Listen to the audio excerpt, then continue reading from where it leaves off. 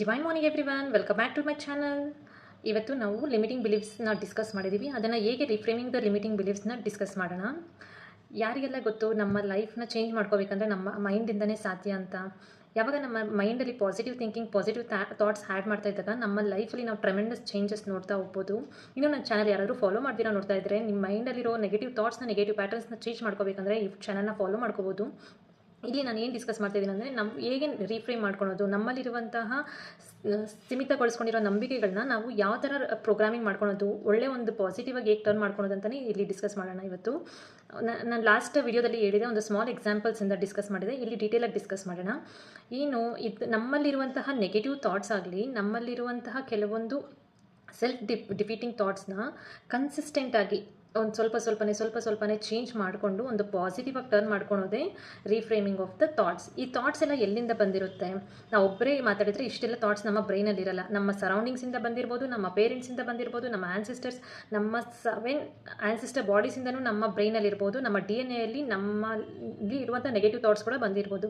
ಹೇಗೆ ಇದನ್ನು ಚೇಂಜ್ ಮಾಡ್ಕೊತಾ ಇರೋದು? ನಾವು ಪ್ರತಿಯೊಂದು ಸತಿನೂ ಪಾಸಿಟಿವ್ ಆಗಿ ಮಾತಾಡಿಕೊಂಡು, ನಮ್ಮಲ್ಲಿ ಆಗಲ್ಲ ಅಂತ ಹೇಳೋದನ್ನು ಆಗುತ್ತೆ, ನಾನು ಟ್ರೈ ಮಾಡ್ತಾ ಇದ್ದೀನಿ, ಐ ಕ್ಯಾನ್ ಡೂ ಬೆಟರ್ ಅಂತ ಹೇಳ್ತಾ ಇದ್ದಾಗ ಅಲ್ಲಿ ಎಷ್ಟು ಪಾಸಿಟಿವ್ ಆಗಿ ಟರ್ನ್ ಆಯಿತು. I am not worthy of this ಅಂತ ಹೇಳಿದಾಗ I am worthy of abundance, ನನಗೆಲ್ಲ ಇದೆ, ಐ ಆಮ್ ವರ್ತಿ, ನನಗೆ ಅಬಂಡೆನ್ಸ್ನ ನಾನು ಅಕ್ಸೆಪ್ಟ್ ಮಾಡ್ತಾ ಇದ್ದೀನಿ ಅಂತ ಹೇಳಿದಾಗ ನಾಟ್ ವರ್ತಿಗೂ ಎಷ್ಟು ಡಿಫ್ರೆನ್ಸ್ ಇದೆ. ನಾವು ಮಾತಾಡೋ ಪ್ರತಿಯೊಂದು ಮಾತಲ್ಲೂ ಪ್ರತಿಯೊಂದನ್ನು ಪಾಸಿಟಿವ್ ಆಗಿ ಹೇಳ್ತಾ ಇದ್ದಾಗ ನಮ್ಮ ಸಬ್ಕಾನ್ಷಿಯಸ್ ಮೈಂಡ್, ನಾವು ನಮ್ಮ ಬ್ರೈನ್ಗೆ ಏನು ಆಗ್ತಾ ಇದೀವೋ ಅದನ್ನೇ ನಿಜ ಅಂದ್ಕೊಂಡು ಅದೇ ಥರ ಅಲೈನ್ಮೆಂಟಲ್ಲಿ ನಮ್ಮನ್ನ ಇಡ್ತಾ ಹೋಗುತ್ತೆ. ನಮ್ಮ ಸಬ್ಕಾನ್ಷಿಯಸ್ ಮೈಂಡ್ಗೆ ನಾವು ಯಾವ ಥರ ಎಮೋಷನ್ಸ್ ಕೊಡ್ತಾ ಇದ್ದೀವಿ, ನಾವು ಪಾಸಿಟಿವ್ ಆಗಿದ್ದೀವಾ, ನಾವು ನೆಗೆಟಿವ್ ಆಗಿದ್ದೀವಾ, ನಾವು ಏನು ಮಾತಾಡ್ತಾ ಇದ್ದೀವಿ, ನಮ್ಮ ಬ್ರೈನಲ್ಲಿ ಏನು ನೋಡ್ತಾ ಇದೆಯೋ ಅದಕ್ಕೆ ತಕ್ಕಂಗೆ ಅದು ಅಲೈನ್ಮೆಂಟಲ್ಲಿರುತ್ತೆ. ನಾವು ಯಾವಾಗಲೂ ಪಾಸಿಟಿವ್ ಆಗಿ ಮಾತಾಡಿಕೊಂಡು ನಮ್ಮಲ್ಲಿರುವಂಥ ಪ್ಯಾಟರ್ನ್ಸ್ನ ನಾವು ಚೇಂಜ್ ಮಾಡ್ಕೊತಾ ಇದ್ದಾಗ ನಾವು ಅದೇ ಅಲೈನ್ಮೆಂಟಲ್ಲಿ ಹೋಗ್ತಾ ಇರ್ತೀವಿ. ಹೇಗೆ ನಮ್ಮಲ್ಲಿ ಚೇಂಜಸ್ ಮಾಡ್ಕೋಬೇಕು, ಇದು ತುಂಬ ಇಂಪಾರ್ಟೆಂಟ್ ಅಲ್ವಾ? ಫಾರ್ ಎಕ್ಸಾಂಪಲ್, ನಾನು ಯಾವಾಗಲೂ ನಾನು ಏನು ಮಾಡಿದ್ರೂ ಫೇಲೇ ಅಂತ ಹೇಳ್ತಾ ಇರ್ತಾರೆ. ಆವಾಗ every failure is a stepping stone for success ಅಂತ. ನಾನು ಎಷ್ಟು ಫೇಲ್ ಆಗ್ತಾ ಇರ್ತೀನೋ ಅಷ್ಟು ಸಕ್ಸಸ್ಗೆ ಒಂದು ಸ್ಟೆಪ್ಪಿಂಗ್ ಸ್ಟೋನ್ ಥರ ನಾನು ತಗೊತಾ ಇದ್ದೀನಿ ಅಂತ ಹೇಳೋದಾಗಲಿ. For example, I can't speak in public. ನಾನು ಯಾರಾದರೂ ಜಾಸ್ತಿ ಜನ ಇದ್ದಾಗ ನಾನು ಮಾತಾಡೋಕ್ಕೆ ಭಯ ಆಗುತ್ತೆ ಅಂತ ಎಷ್ಟೊಂದು ಜನ ಹೇಳ್ತಾ ಇರ್ತಾರಲ್ವಾ. ಅದನ್ನು ಹೇಗೆ ನಾವು ಟರ್ನ್ ಮಾಡ್ಕೊಳ್ಳೋದು? With practice.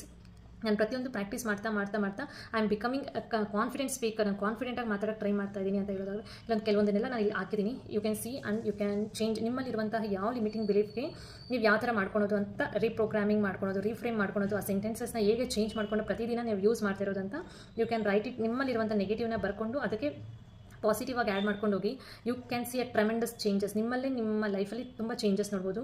ನಾವು ಇದ್ರ ಜೊತೆಗೆ ಒಂದು ಅಫರ್ಮೇಷನ್, ಒಂದು ಪಾಸಿಟಿವ್ ಅಫರ್ಮೇಷನ್ನ ಆ್ಯಡ್ ಮಾಡ್ತಾ ಇದ್ದಾಗ, ಪ್ರತಿಯೊಂದು ಸತಿನೂ ಅದನ್ನು ಹೇಳ್ತಾ ಇದ್ದಾಗ ನಮ್ಮಲ್ಲಿ ಇನ್ನೂ ಕಾನ್ಫಿಡೆನ್ಸ್ ಜಾಸ್ತಿಯಾಗಿ ನಮ್ಮಲ್ಲಿ